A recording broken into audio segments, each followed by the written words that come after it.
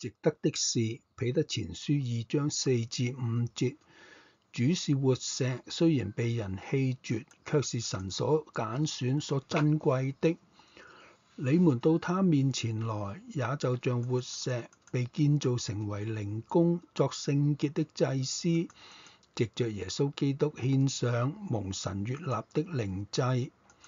我遇到過好多嘅人，佢哋都拼命咁想要得到其他人嘅肯定，彷彿佢哋係想藉住嗰種感覺嚟平衡返佢哋人生之中所得到嘅負面反應。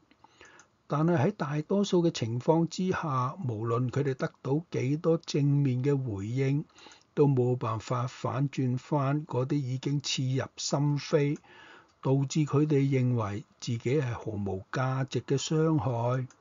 佢哋可能得到100個關於佢哋外表係幾咁美麗，或者將事情做得幾咁好嘅讚美，但係只要有一個人對佢哋加以批評，佢哋就身心交瘁啦。點解呢？因為佢哋係俾其他人嚟決定自己嘅價值。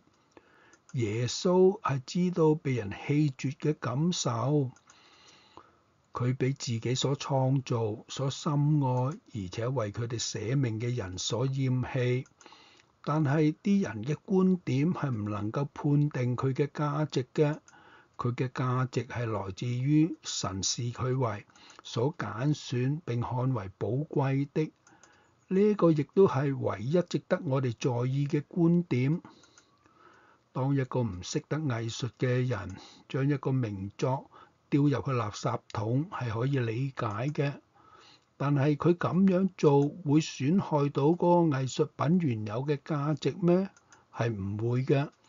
因為嗰個藝術品真正嘅價值係在於收藏家睇到呢個作品嘅時候會話：哦，呢個係無價之寶，無論開價幾多，我都願意買下來。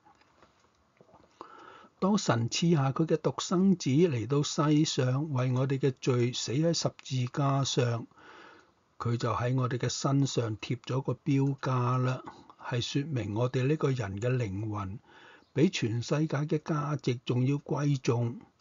所以到底邊個嘅意見係你應該聽嘅呢？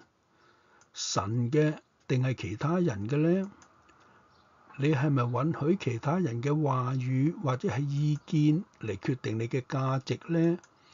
如果你真實咁接受神擺喺你生命中嘅價值，將會有點樣嘅唔同呢？求聖靈幫助我哋注目仰望天上嘅父神。阿門。